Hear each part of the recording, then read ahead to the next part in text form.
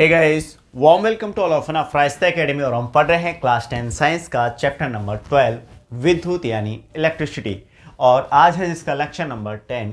और इस लेक्चर की जो सीरीज अपनी चल रही है, हमने 8 से स्टार्ट किया, 9 और आज 10 है। तो आज तीसरा लेक्चर है जिसमें हम क्वेश्चन आंसर इस चैप्टर के कर रहे हैं। और ये मोस्ट जो हैं क्वेश्चंस हम ले रहे हैं यहाँ पे, क्योंकि एक तो बेटा ये भी है कि आप कह रहे हो कि सर आप एनसीईआरटी करा रहे हो अभी, तो बेटा एनसीईआरटी के क्वेश्चन मोस्ट होते हैं, ये आप अपने जहन में डाल लीजिए, ठीक है।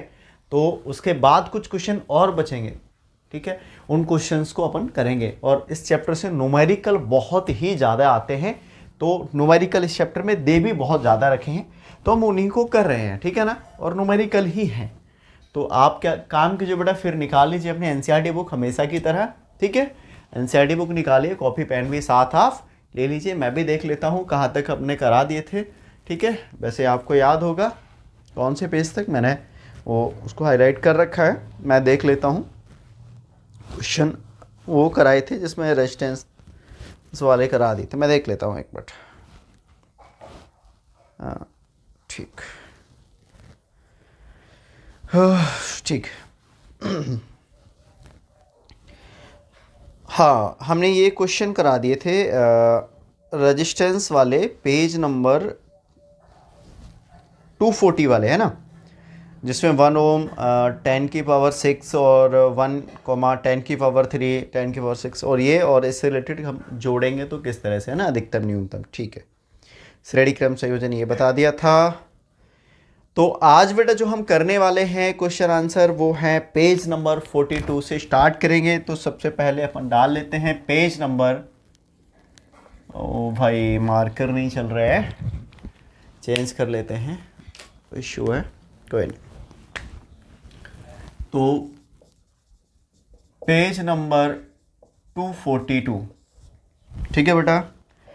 तो पेज नंबर 242 पे यानी 242 पे जो हमारा क्वेश्चन नंबर फर्स्ट है उसको देख लेते हैं, वो क्या है, ठीक है। किसी विद्युत हीटर की डोरी क्यों उत्तप्त नहीं होती है जबकि उसका तापन अवयव उत्तप्त हो जाता है।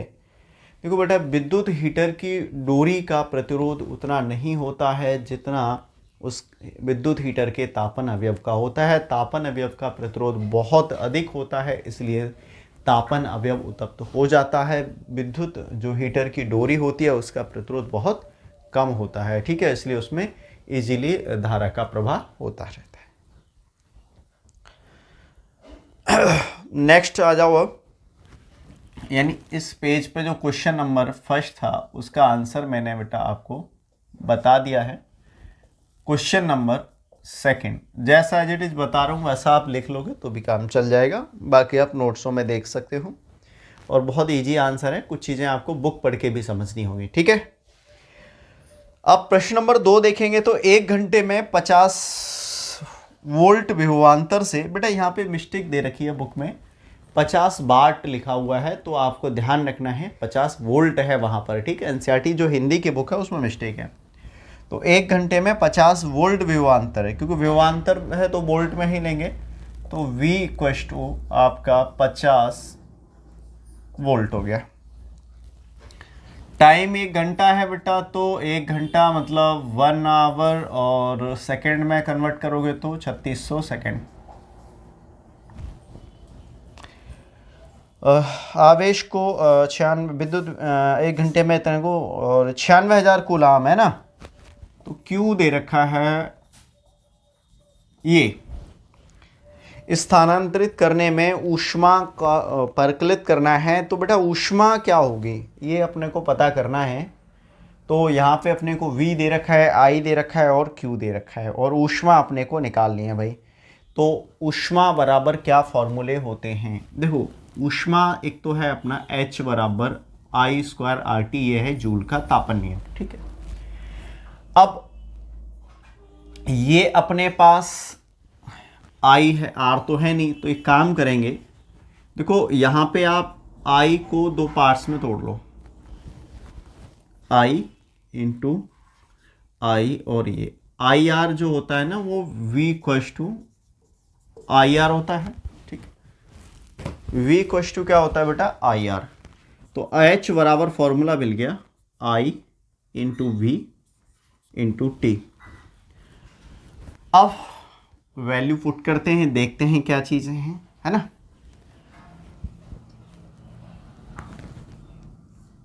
I की भी वैल्यू नहीं दे रखी है अपने को, तो I बराबर होता है Q upon T into V into T, यही होगा। क्योंकि I क्या है, करंट है, और करंट बराबर क्या होता है, Q अपॉन टी। यहां तक अगर कोई समस्या है बेटा तो आप मेरे को बताइए, नहीं तो बहुत सिंपल सी चीज़ें हमने की हैं। एक ये जो H बराबर आई स्क्वायर आर टी लिया है, अपने को पता है I को अपने दो जगह तोड़ा, I इंटू आई को, आई स्क्वायर को ऐसे अपन लिख सकते हैं, आई आर जो होता है V टू आई आर, क्योंकि V अपने को यहाँ पे दिया था इसलिए अपन ने ये किया, ठीक है ना बेटा। अब I की वैल्यू अपने लगा दी Q अपॉन टी, क्योंकि I दिया नहीं है तो Q दिया है, तो और टाइम दिया हुआ है, तो देखो यहाँ पे अपने को ये इससे ये कट जाएगा, तो H बराबर जो मिला Q इंटू वी, Q अपना है 96,000 और ये है बेटा आपका बस, यहाँ पे ऊष्मा जूल में ही मिलेगी, ठीक है, कैलोरी में नहीं है, क्योंकि अपने इसको चेंज नहीं किया है, ठीक है। तो बहुत सिंपल सा है, आप इन दोनों का मल्टीप्लाई कीजिए और आंसर आप लिख लीजिए, आंसर आएगा जूल में, ठीक है। स्क्रीनशॉट ले लीजिए, थोड़ा सा आप खुद कीजिए इसको। इसके बाद आ जाइए नेक्स्ट क्वेश्चन पे, देख लेते हैं नेक्स्ट क्वेश्चन क्या होगा। ये ठीक, क्वेश्चन नंबर 3, स्क्रीनशॉट ले लिया वो बेटा आपने, कैलकुलेशन करके आप खुद देखिए, ठीक है।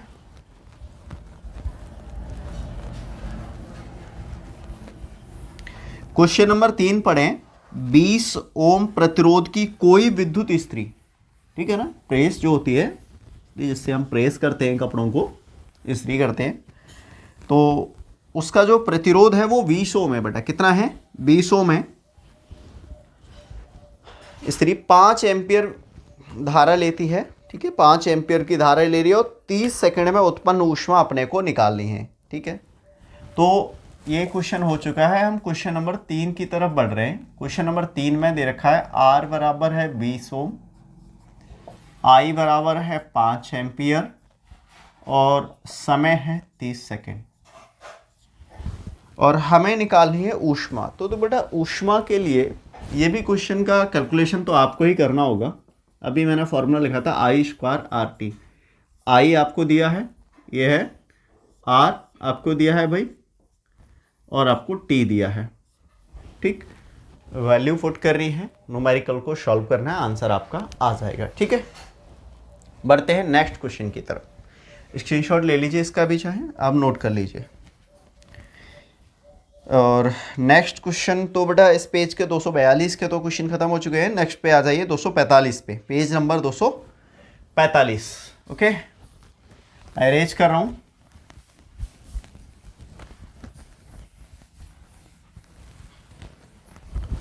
तो पेज नंबर 245 आपने निकाल लिया होगा बेटा। पेज नंबर 245 पे क्वेश्चन नंबर फर्स्ट देखिए आप, है ना, पहले पढ़िए आप इसको, क्वेश्चन को। पेज नंबर 245 है, क्वेश्चन नंबर है आपका फर्स्ट। विद्युत धारा द्वारा प्रदत्त ऊर्जा की दर का निर्धारण कैसे करेंगे। विद्युत धारा द्वारा प्रदत्त ऊर्जा की दर का निर्धारण, देखो विद्युत ऊर्जा द्वारा प्रदत्त धारा की दर का निर्धारण विद्युत शक्ति द्वारा होता है, सिंपल है, विद्युत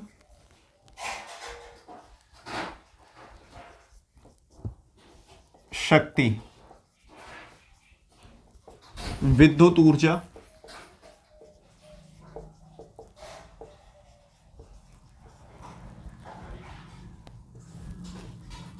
और ये आ जाएगा समय, ठीक। और थोड़ा और सॉल्व करना है तो आपको मैं बता दूं, W बराबर V बराबर होता है W अपॉन Q, W बराबर होगा V Q, ठीक है। अब W की जगह आप VQ रखोगे, T यहाँ है, और I बराबर होता है Q अपॉन T, तो P बराबर आ गया बेटा VI। तो विद्युत धारा द्वारा प्रदत्त ऊर्जा की दर का निर्धारण अगर हमें करना है तो विद्युत शक्ति निकालनी पड़ेगी, सिंपल सी बात है। क्वेश्चन नंबर 2 इसी पेज पे देख लीजिए बेटा, बहुत अच्छा क्वेश्चन है और इस प्रकार के अक्सर क्वेश्चन बोर्ड एग्जाम में पूछे जाते हैं। यानी ये जो क्वेश्चन नंबर 2 है मोस्ट इंपॉर्टेंट क्वेश्चन है बेटा, क्वेश्चन नंबर 2। ठीक, क्या क्या कह रहा है, कोई विद्युत मोटर 220 वोल्ट के विद्युत स्रोत से 5 एम्पियर की विद्युत धारा लेती है, तो I बराबर तो है बेटा 5 एम्पियर, V बराबर है 220 वोल्ट। मोटर की शक्ति निर्धारित कीजिए, मतलब P आपको ज्ञात करना है, तथा 2 घंटे में मोटर द्वारा उपभुक्त ऊर्जा भी निकालिए। यानी ऊर्जा निकालनी है, विद्युत ऊर्जा, या तो आप W से दिखा दो या E से दिखा सकते हो, तो मैं W से यहाँ पे ले रहा हूँ। ठीक है, ठीक है, और विद्युत ऊर्जा निकालनी है 2 घंटे में, है ना, और तो कुछ दे नहीं रखा है। क्लियर, क्वेश्चन करते हैं भाई। सबसे पहले बेटा आपको निकालनी पड़ेगी शक्ति, यानी विद्युत शक्ति। तो विद्युत शक्ति बराबर होता है P बराबर VI। अभी ये फॉर्मूला हमने निकाला ही, V आपका ये है, I आपका ये है, तो 220 इंटू 5 0, और 22 का आप 5 से मल्टीप्लाई करोगे तो कितना आ जाएगा 110, या फिर आप ऐसे कर लिए 5 दूनी 10 का 0, 5 दूनी 10 और 11, यानी इतने वाट, 1100 वाट आ गया बेटा ये। अब निकालना क्या है, टाइम कितना था, आई थिंक 2 आवर था। ठीक है, मैंने नोट नहीं किया, मैं देख लेता हूं एक बार।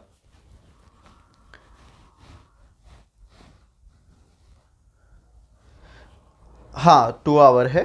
ठीक है, तो अब कितना होगा, अब देखो 2 आवर है, यहाँ पे अगर सेकंड में होता, मिनट में होता तो अपन वो देख लेते। यहाँ पे 2 आवर, तो एक काम करो आप, या इसको बाद में रहने, इसके या तो आप इसको किस में कन्वर्ट कर लो, आप सेकंड में, और ना आप सेकंड में कन्वर्ट ना करें तो ज़्यादा बेटर है, क्योंकि विद्युत ऊर्जा का जो व्यापारिक मात्रक है वो किलोवाट घंटा में होता है।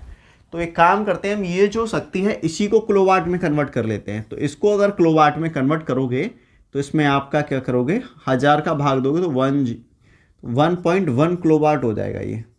ठीक है, यानी विद्युत शक्ति 1.1 किलोवाट और ये T, तो ऊर्जा बराबर क्या होता है P इंटू T। सिंपल है। अब बेटा P की वैल्यू है 1.1 और T है आपका तो 2.2, है ना, क्या आ जाएगा किलोवाट आवर, आपका आंसर होगा। ठीक, या फिर यूनिट भी कह सकते हो।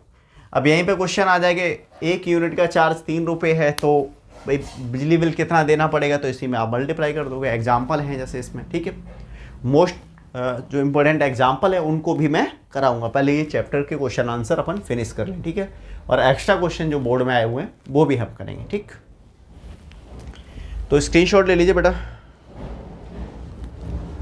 फिर देखते हैं आगे क्वेश्चन। ठीक है, तो ये तो हो गए। अब आपको आगे बढ़ना पड़ेगा, पाठ्य पुस्तक वाले प्रश्न यानी अभ्यास प्रश्न करने हैं अपने को, तो ये रेज कर देता हूं मैं। तो अभ्यास प्रश्न में तो पहले बेटा क्या है, ऑब्जेक्टिव है ना, तो ऑब्जेक्टिव देख लेते हैं अपन, है ना। तो ऑब्जेक्टिव आप पहला है क्वेश्चन पढ़िए, क्या कह रहा है, प्रतिरोध R के किसी तार के टुकड़े को 5 बराबर भागों में बांटा जाता है। यानी कोई प्रतिरोध R है, ठीक है, मतलब कोई R प्रतिरोध का तार है जिसको कितने भागों में बांट दिया जाता है, 5 भागों में बांट दिया जाता है। फिर क्या कह रहा है भाई, इन टुकड़ों को फिर पार्श्व क्रम में जोड़ा जाता है। ठीक है भैया, यदि संयोजन का तुल्य प्रतिरोध R डैश हो तो R अपॉन R डैश का अनुपात ज्ञात कीजिए। बढ़िया, ठीक है, अच्छा क्वेश्चन है।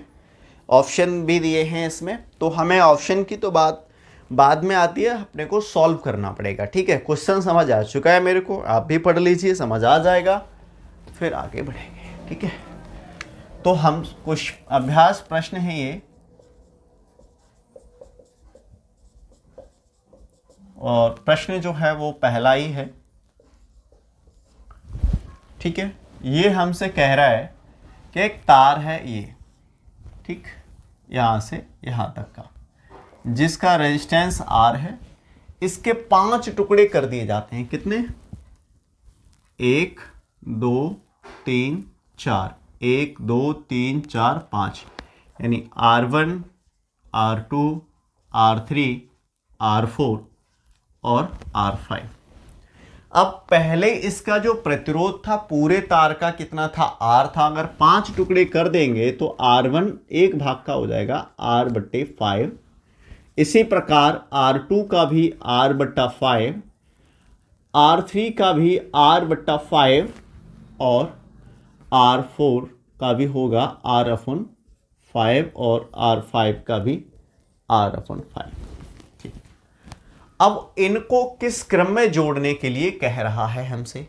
वो कह रहा है भैया इनको पार्श्व क्रम में जोड़ दीजिए, यानी समांतर क्रम में, पैरेलल क्रम में। ठीक है, तो पार्श्व क्रम के लिए जब जोड़ेंगे तो इसका तुल्य प्रतिरोध जो निकालते हैं वो R' आता है, वो खुद कह रहा है। ठीक है, बुक में तो 1/R1, 1/R2, 1/R3, 1/R4 और 1/R5। बेटा 1/R1 की अगर हम बात करेंगे तो 1/R1 क्या होगा? R/5, R/5, सब में यही रहेगा क्योंकि सबका सेम ही तो है। और 5 जो है वो ऊपर जाएगा बेटा सब में। ठीक है, ऐसे करके कि नीचे है इसके ऊपर जाएगा और आपका आ जाएगा भाई ये है ना, एलसीएम R ऊपर 5 + 5 + 5, तो 25/5 ये, और ये आ रहा है तो R आ जाओ, R/R' बराबर 25/1। तो ऐसा कोई आंसर है? कौन सा ऑप्शन है वो देख लीजिए बेटा, ये आपका आंसर है। ठीक है, ऑप्शन देख लेते हैं कौन कौन से दे रखे हैं। सॉल्यूशन तो हो ही चुका है अपना, स्क्रीनशॉट भी ले लीजिए साथ के साथ आप लोग। तो ऑप्शन नंबर है डी 25। 1 लिखने की कोई नीड यहाँ पे है भी नहीं। ठीक है, इसके बाद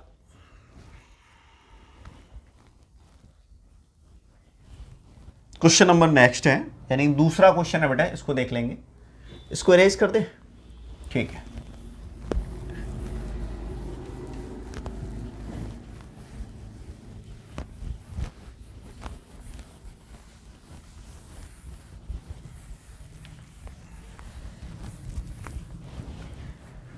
क्वेश्चन नंबर नेक्स्ट जो है बेटा वो ये है कि निम्नलिखित में से, ये तो हो गया,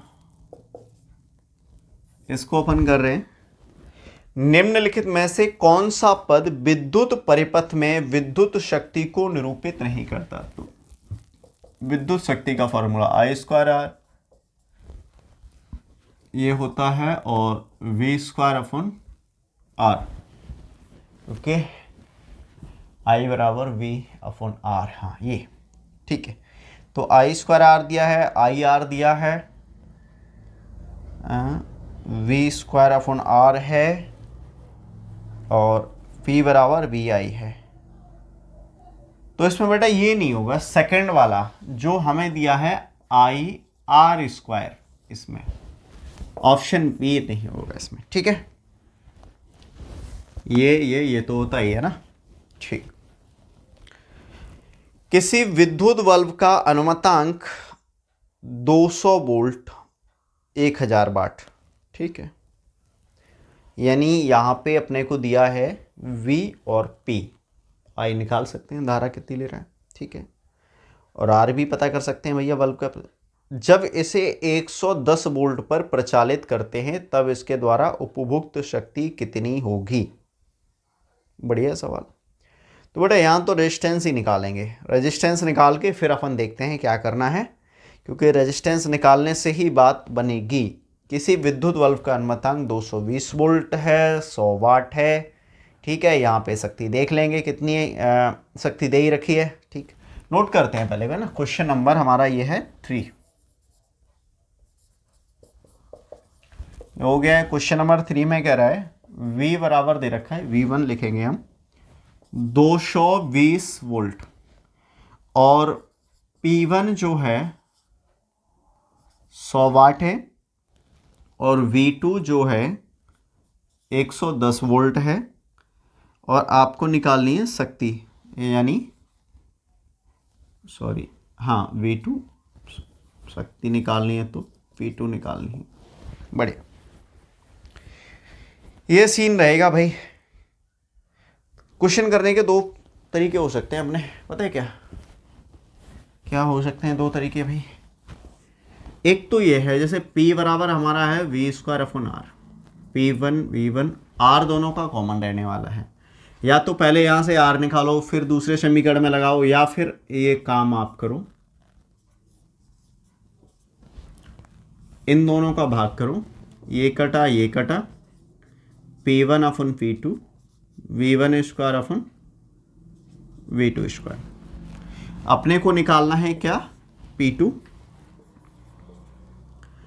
निकालेंगे तो P1 अपना इधर रहने वाला ही है, इसको इधर भेजेंगे, V2 ऊपर जाएगा और V1 ये, और इन दोनों का स्क्वायर। मैंने ऐसा क्यों किया बेटा, देखो इसको मैंने इधर भेजा, ठीक है, और V2 इधर आया और V1 है, दोनों का स्क्वायर है तो दोनों पे मैंने होल स्क्वायर लगा दिया P1, तो इधर है ये। अब अपने पास जो वैल्यू है उनको देख लेते हैं।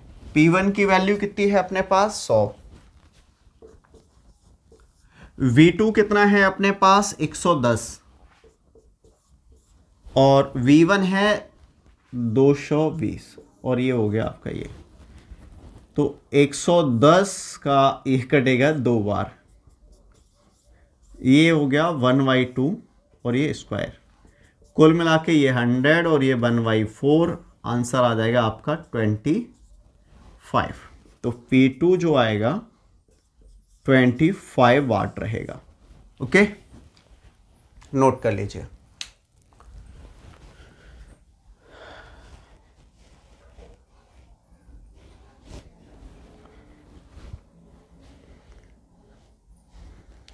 स्क्रीनशॉट ले लीजिए या नोट करना है, जो भी आप करना चाहो कर सकते हो, ठीक है।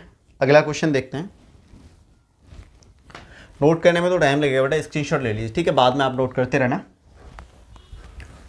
नेक्स्ट क्वेश्चन है क्वेश्चन नंबर 4।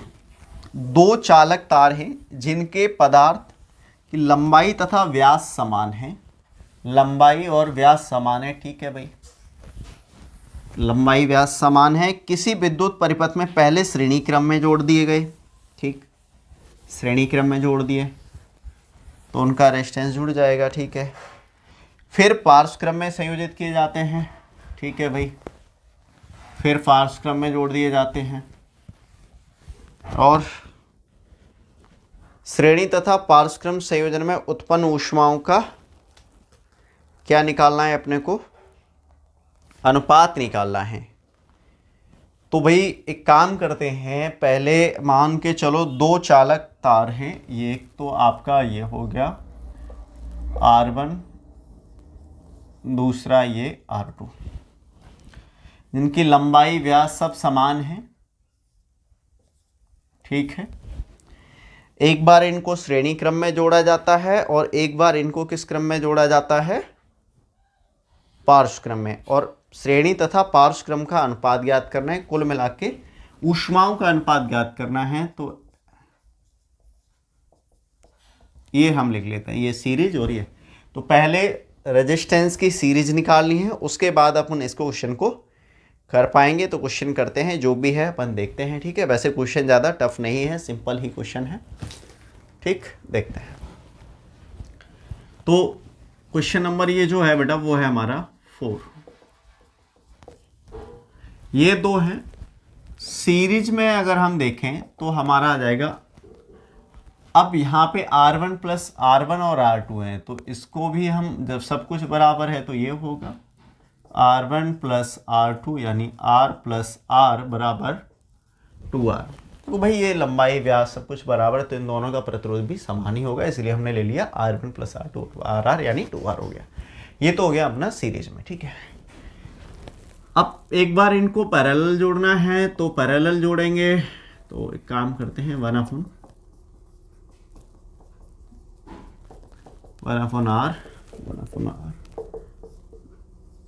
ये है ना, तो आर पी बराबर हो गया R/2, मतलब आधा हो गया, वहां 2R हो गया। अब H बराबर यहां देखो, जो फॉर्मूला अपन यूज करेंगे वो करेंगे V²/R इंटू टी, ठीक। क्योंकि यहाँ पर इसका जो कंपैरिजन यानी अनुपात जो निकालना है वो हमें निकालना है कैसे, समांतर क्रम में। पहले तो श्रेणी क्रम में कोई बात नहीं, लेकिन बाद में श्रेणी क्रम में, तो समांतर क्रम में पोटेंशियल डिफरेंस जो है नहीं बदलता है, तो हमें यहाँ पे V² को लेना है, यानी V²/T, यहाँ पे V²R/T यानी V² लेना। कुल मिला के V वोल्टेज आना चाहिए इस फॉर्मूले में, क्लियर। एक होता है H/I²। अगर दोनों ही जैसे अलग अलग होते तारों का प्रतिरोध और श्रेणी क्रम में जोड़ते, तो फिर वहां पे हम H/I²RT का यूज कर सकते थे, लेकिन यहाँ पे अपन इसका यूज करेंगे, ठीक है। क्योंकि हमने एक बार इनको श्रेणी एक बार समांतर क्रम में जोड़ा है। श्रेणी में जोड़ते तो ठीक था, वही ले लेते, फिर वहां पे ये दोनों अलग अलग हो जाते, क्लियर। ऐसा क्वेश्चन आपका बनता। तो भाई फॉर्मूला हमारा ये है। अब इसी फॉर्मूले को अपन इस पैटर्न में लेके आ जाते हैं HS। तो HS वाले पैटर्न में लेके आएंगे तो V²/RS इंटू T और HP V²RP इंटू T। इन दोनों का अगर आप भाग करोगे तो क्या वैल्यूएं आपको मिलेंगी। वोल्टेज सेम रहने वाले हैं, तो ये कटेगा और ये कटेगा, तो HS/HP बराबर RP ऊपर जाएगा और RS नीचे आएगा। RP की जो वैल्यू है वो है R/2 और RS की वैल्यू है 2R, तो इससे आपका ये कटेगा, तो 1/ ये 2 नीचे आ जाएगा बेटा, तो 4, तो HS/HP क्या आएगा 1/4।